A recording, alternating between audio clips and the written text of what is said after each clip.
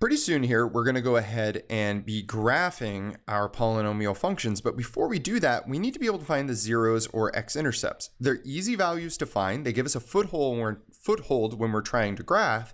And on top of that, in most applications, figuring out when the output is going to be 0 tends to be important. So let's do that. Uh-oh. Now we've run into a bit of an issue here.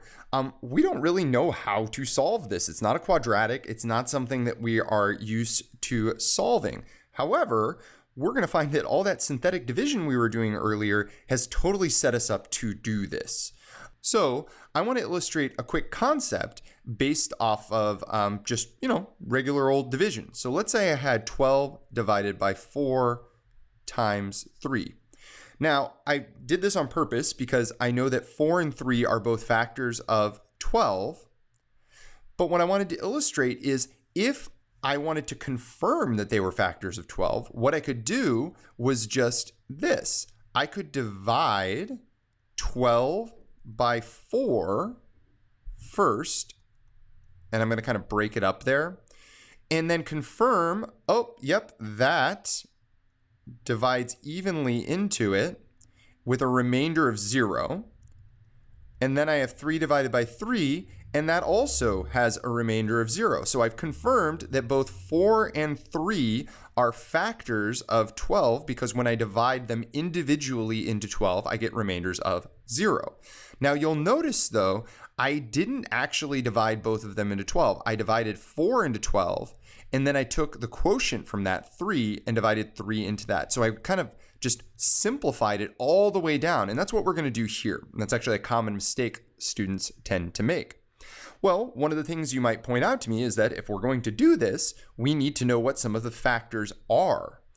Well, there is something called the rational zeros theorem, but I'm actually not going to teach that. You can look it up. It's archaic and frankly, really, really tedious. We'll just use a graphing calculator. Now, one of the things I'll point out is that we're still going to need to verify that these are zeros. And on top of that, we need to kind of go through that division just to find the remaining zeros anyway, especially if they're irrational. So in this case, I'm going to pick out a couple of zeros that I know would be fairly easy to divide by. One of them would be -2, which of course is the factor x plus 2.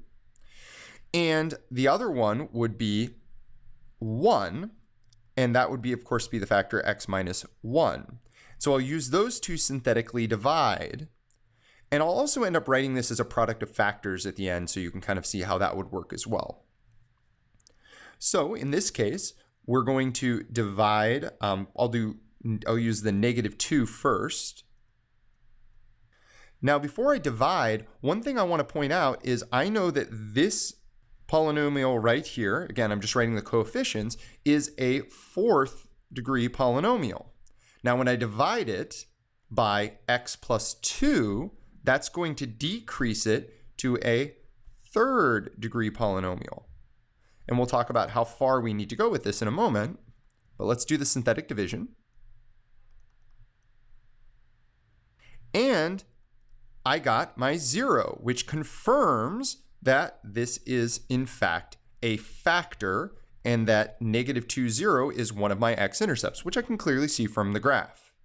Well, from there, now I'm down to a 3rd degree polynomial. So if I divide one more time, I'm going to get down to a 2nd degree polynomial. Well, that's a quadratic, and I'm pretty good at factoring those. So once I get to there, I can probably do away with this synthetic division and just factor or use a quadratic formula. So let's go ahead and get to that closing point. And I'm going to use this 0 this time, so 1. And I've confirmed that that is also a 0. And now I know this is a 2nd degree polynomial. So I know that this is just 6x squared plus x minus 1, and I want to know when that equals 0.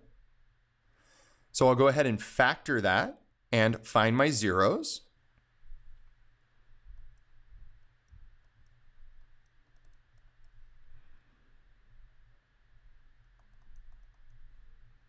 So I get my remaining zeros of 1/3, and -1/2, which I can also see on the graph here. That won't always be the case, so I wanted to show you the entire process here.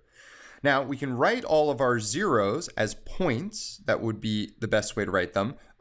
And I'm not going to redo that because you can clearly see those here. Those are all of our points.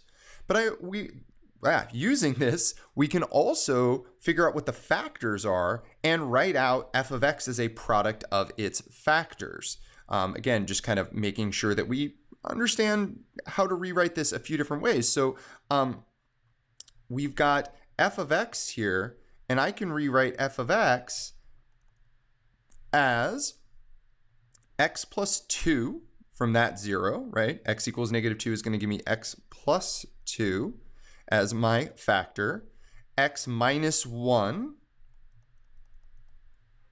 and then I have my two factors here, 3x minus 1 times 2x plus 1.